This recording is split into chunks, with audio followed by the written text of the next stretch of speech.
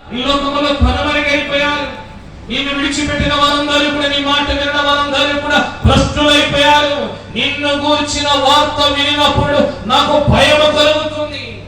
2026వ సంవత్సరములో దేవుని యొక్క నూతన ఆరాధనలో ఉన్న నీవు 2026వ సంవత్సరం ఆరంభంలో హబక్కు చేసిన ప్రార్థన నీవు చేయాలి. ఎన్నో కుటుంబాలు చిన్న భిన్నమైపోవడం మనం చూస్తాం. ఎన్నో కుటుంబాలు విచ్చలవిడిగా తిరగడం మనం చూస్తాం. ఎన్నో కుటుంబాలు సర్వనాశనమైపోవడం మనం చూస్తాం. ఎన్నో కుటుంబాలలో బలహీనతలు అధికారం చేసి పట్టి పీడిస్తడం మనం చూస్తాం. ఎన్నో కుటుంబాలను ఆర్థికంగా పతనము చేయడం మనం చూస్తూ ఉన్నాం. అయితే హబక్కుకి ఇవన్నీ కూడా చూసేమంటాడు తెలుసా?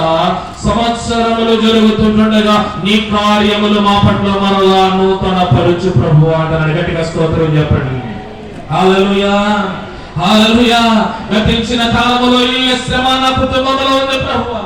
గతించిన కాలంలో నేను ఇన్ని విషయాలు నేను చూశాను ప్రభువా. నీకు వ్యతిరేకమైన విషయాలు నేను చూసినప్పుడు నా గుండె పగులుతుంది, నాకు వేదన పడుతుంది, నాకు కంగారు వస్తుంది ప్రభువా.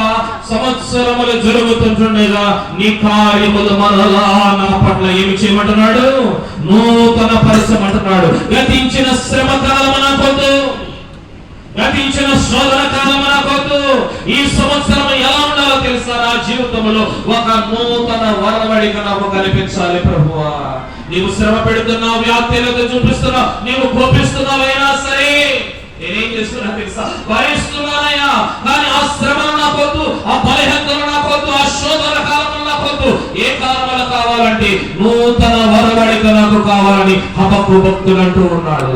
పరిశుద్ధమైనటువంటి మందిరంలో కూర్చుని ఈ మధ్యాహ్న కాల సమయంలో దేవుని మాటలు వింటున్న నా ప్రియ సంఘమా, నా ప్రియ విశ్వాసులారా, ఎందుకు ఈ మాట చెప్తున్నానో తెలుసా? నూతన సంవత్సరం వస్తుంది, వెళ్ళిపోతుంది.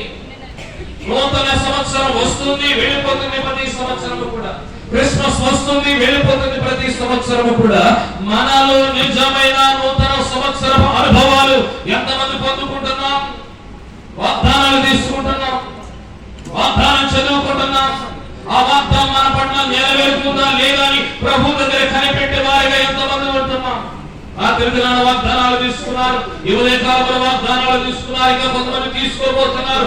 అయితే దేవుడు నీకు ఇచ్చిన వాగ్దానం ఈ 2025వ సంవత్సరంలో ప్రభు నెరవేర్చే వరకు కూడా ఆ వాగ్దానాన్ని పట్టుకుని ప్రయాణం చేయాలి. ప్రభువా నా చేతులని వాక్యాన్ని పెట్టావు, ప్రభువా నా చేతులని వాగ్దానాన్ని పెట్టావు, నా బిడ్డల చేతులని వాగ్దానాన్ని పెట్టావు. సంవత్సరం జరుగుతుండగా నీ కార్యం ఏమిటో నా జీవితంలో చెయ్యి ప్రభువా అని ప్రభువు దగ్గర నిత్యం ఆ వాగ్దానం కొరకు కనిపెడుతూ ఉన్నవారు ఉండాలి. అందుకని హబక్కు గతించిన కాలంలో జరిగిపోయిన విషయాలన్నిటినీ నెరవేర్చుకుని యెహోవాను గురించిన వార్త వినినప్పుడు కంగారు పడి భయపడుతున్నాడు.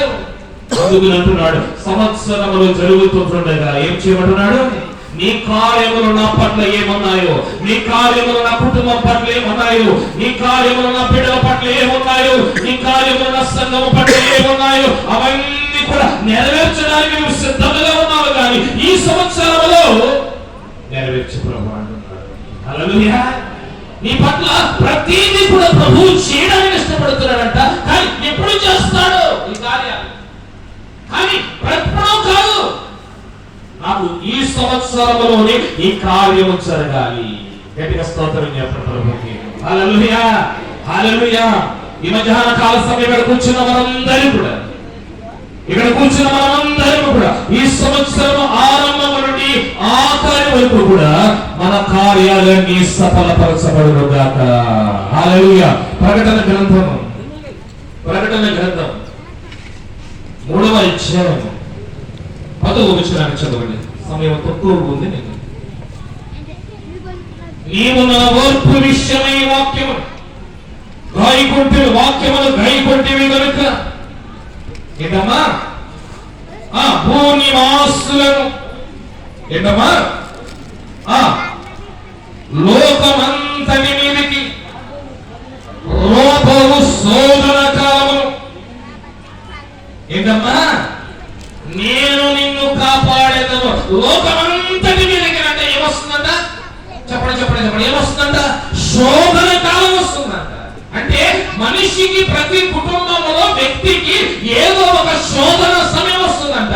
కానీ దేవుడు అంటున్నాడు, వస్తున్న ప్రతి శోధనలో నుండి కూడా నేనేం చేస్తానంటున్నాడు, కాపాడతానంటున్నాడు. 2026వ సంవత్సరములో మన జీవితంలో, మన బ్రతుకులో, మన కుటుంబంలో ఏదైనా ఒకవేళ శోధన వస్తే ఆ శోధనలో నుండంట ప్రభువు నేనేం చేస్తాడంట, కాపాడడానికి ఆయన సంసిద్ధంగా ఉన్నాడు. నీ బిడ్డల పట్ల, నీ భర్త పట్ల, నీ భార్య పట్ల, నీ యొక్క కుటుంబం పట్ల ఏ శోధన వచ్చినా సరే 2026వ సంవత్సరంలో 25వ సంవత్సరంలో కాచి కాపాడిన దేవుడు ఈ 2026వ సంవత్సరంలో శోధన కాలం మీ దగ్గరకు వస్తుందంట.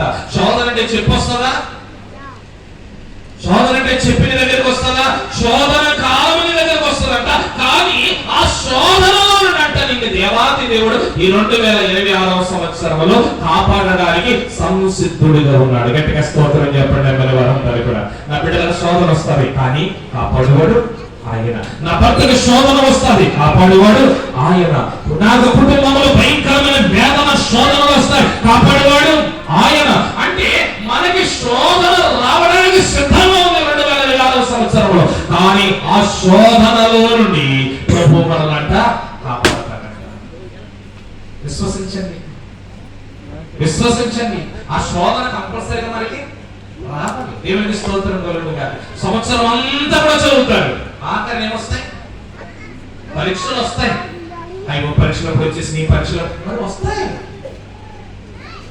శోధన కాలం అంటే ఎప్పుడు పిల్లలందరికీ కూడా ఎగ్జామ్స్ టైం. ఇంకా అసలు టైం సరిపోతారు, చాలా టైర్డ్ అయిపోతారు. ఆ ఎగ్జామ్ లోకి వెళ్ళాలి. ఆ శోధనలోకి, ఆ శోధనలోకి ఎలాగలంటే సిద్ధపాటుతో వెళ్ళాలి. ఎలా వెళ్ళాలి చెప్పండి? సిద్ధపాటుతో ఎగ్జామ్ హాల్ లోకి వెళ్తే సమస్తము కూడా మెంటల్ గా, మానసికంగా ప్రతి దాన్ని సిద్ధపాటుతో ఇలా శోధన కాలంలోకి వెళ్తే, సిద్ధపాటులోనే వెళ్తే ఏమవుతుంది? ఇప్పుడు నాకు 10th క్లాస్ పేపర్ ఇచ్చి రాసి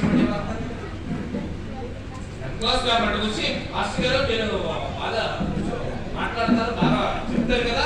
మీరు పేపర్ రాసి నేను ఏం రాస్తాను? కాబట్టి సిద్ధపాటు ఉండాలి. కనుక శోధన కాలము వస్తుంది. చదువునంత సేపు ఏదో ఉండదు, కానీ ఎగ్జామ్స్ వస్తుంది భయం, ఆందోళన, కంగారు కలుగుతుంది. కానీ వాటిలో నుండి కాపాడడానికి ప్రభు 2026వ సంవత్సరం అంతా కూడా ప్రభు మనల్ని తోడేయుడుగాక. హల్లెలూయా, హల్లెలూయా. మనకు వచ్చే శోధన నుంచి ఎటువంటి శోధనలైనా సరే, ఎటువంటి ఇబ్బందులైనా సరే వాటి నుంచి రక్షించాలంటే మన దేవుడు సామాన్యమైన దేవుడు కాదు.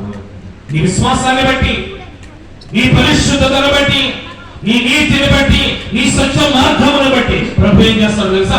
ఎంత శోధన కాలం వచ్చినా సరే ప్రభు నేను ఏం చేస్తాడు తెలుసా? ఆ శోధనలో నుండి నిన్ను కాపాడడానికి ఆయన ఇష్టపడుతున్నాడు. హల్లెలూయా. శోధనలో నుంచి బయటికి కాపాడటం అంటే మన మాటలు చెప్తాం. ఎలా కాపాడతాడు? సింపుల్ గా కాపాడడం అంటే ఎలాగా? మామూలుగా ఏమి కాపాడడం. మన దేవుడు, మన ఆరాధ్య దైవమైనటువంటి యేసుక్రీస్తు ప్రభువారు ఆకాశమును భూమిని సృష్టించిన సృష్టికర్త. ఆయన కాపాడాలంటే ప్రతిదీ కూడా ఆయన మాట వినేదే ఉంది. కనుక మానవుడు తప్ప ప్రతి వారు కూడా ఆయన మాట వినేదే. కనుక ఈ లోకంలో ఆయన కాపాడితే ఎలా ఉండదంటే, ఒక్క 2-3 మాటలు చెప్పి నేను వాక్యంలోనికి వెళ్ళిపోతాను. ఆయన కాపుదల ఉంటే మనకి ఎంత బాగుంటుందో తెలుసా? ఐగుప్తు జనాంగం అందరూ కూడా ఇశ్రాయేలుల యొక్క జనాంగాన్ని తరుముతూ ఉన్నారు. దేవుడు మాట ఇచ్చాడు, దేవుడు వాగ్దానం ఇచ్చాడు, మీరు బయలుదేరి కానానికి వెళ్ళండి అని చెప్పి దేవుడే చెప్పాడు. దేవుడే చెప్పిన తరువాత బయలుదేరారు. పర్మిషన్ రాజు ఇచ్చాడు. ఆ దేశ ప్రజలందరూ కూడా బంగారం ఇచ్చారు, చాలా ఆభరణాలు ఇచ్చారు. అన్ని కూడా ఇశ్రాయేలు ప్రజలు వేసుకుని ఈ యొక్క కానాకు బయలుదేరారు. బయలుదేరిన కొద్ది నిమిషాలలోనే శోధన ప్రారంభించబడింది. ఏం ప్రారంభించబడింది? చెప్పండి చెప్పండి. పంపించిన వారు ఎవరు? ఐగుప్తు రాజు పంపించాడు. సాగనంపింది ఎవరు? ఐగుప్తు సైన్యమే సాగనంపింది. అందరూ కూడా సెండ్ చెప్పింది ఎవరు? ఐగుప్తు ప్రజలే చెప్పారు. ఈ నెకలేస్ వేసుకెళ్ళి, వడ్డాలు వేసుకెళ్ళు, ఈ బట్టలు పట్టుకెళ్ళు, మళ్ళా వచ్చేస్తావు కదా అని చెప్పేసి అందరూ చక్కగా సెండ్ చెప్పారు. కానీ బయలుదేరిన కొద్ది నిమిషాలకి, కొద్ది రోజులకి మళ్ళీ ఏం బయలుదేరి తెలుసా? వెనకాల శోధన బయలుదేరింది. హల్లెలూయా. ఒక వార్త వచ్చేసింది. ఆ వార్త ఏంటో తెలుసా? ఐగుప్తు రాజు సైన్యము కూడా మనల్ని తరుముకుంటూ వస్తున్నాడు అన్నాడు. సమీపిస్తుంది. అయ్యో, ఆ రాజే కదా పర్మిషన్ ఇచ్చాడు, ఆ సైన్యమే కదా మన సాగనంపింది. ఎంత ఆశ్చర్యపోయి ఉంటారు మరి. మన దేవుడు పర్మిషన్ ఇచ్చాడు కదా, అనేకమైన సంవత్సరాల బానిసత్వంలోంచి విడిపించిన దేవుడు మరలా ఇదేంటి అని ఆలోచన వారికి వచ్చింది. దేవునికి స్తోత్రం కలుగునుగాక. హల్లెలూయా, హల్లెలూయా. తరుగుతున్నారు మీరు పరుగులు పెడుతున్నారు, తరుగుతున్నారు మీరు పరుగులు పెడుతున్నారు. వారు గుర్రములు రథములతో పరుగులు పెడుతున్నారు, మీరు పిల్లలతోనూ ఆస్తిపాస్తులతో పరుగులు పెడుతున్నారు. ఆఖరికి ఒక చోటుకు వచ్చినప్పటికీ ఎర్ర సముద్రము అడ్డంగా వచ్చేసింది. ఎర్ర సముద్రము